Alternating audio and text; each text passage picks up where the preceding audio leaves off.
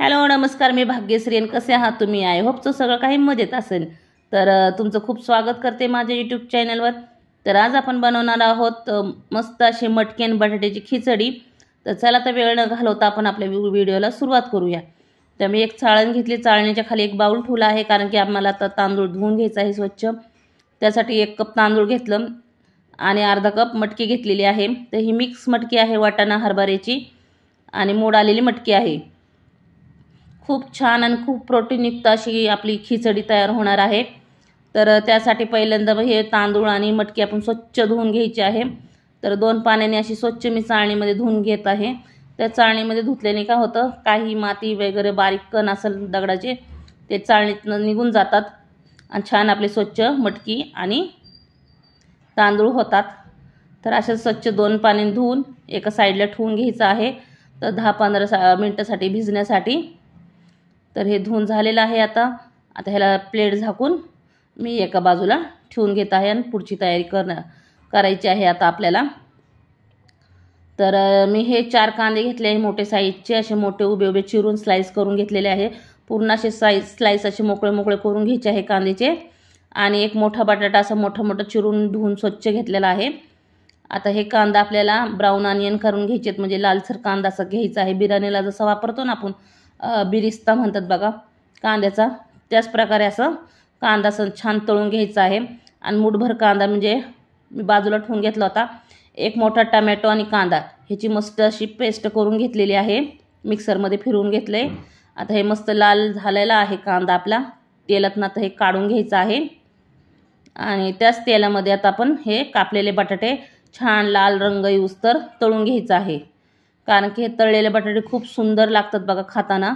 तुम्ही अशी एकदा मसाला खिचडी बघा करून, खूप छान वाटते ही रेसिपी आणि टेस्ट तर खूपच भन्नाट लागते.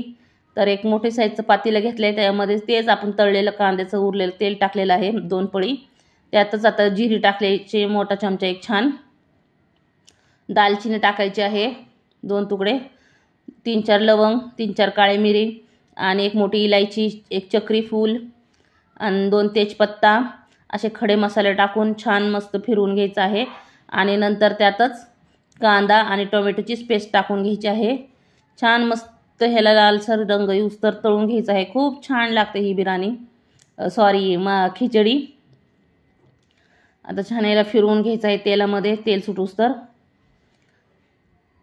त्यानंतर आता आपण ह्याच्यामध्ये टाकणार आहोत आलं लसूण पेस्ट. तर हे मी 1 लसणाचा गट्टा आणि अर्धा इंच आल्याची पेस्ट करून घेतलेली आहे. छान रेडीमेड वापरली तरी चालतं.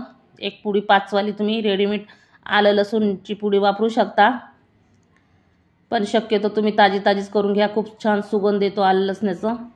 आणि आता ह्यात थोडंसं जे आपण कांदा तळून घेतला होता ना ब्राऊन ऑनियन, ते टाकून घेतलं. 1 चमचा मोठा लाल तिखट टाकलं, अर्धा चमचा हळद, 1 चमचा बिर्याणी मसाला, अर्धा चमचा गरम मसाला, 1 चमचा धने पावडर. हे छान मसाले कोरडे टाकून घेतले आहेत मसाल्यामध्ये. छान त्याला हे तेल सुटूस्तर मस्त असं तळून घ्यायचं आहे.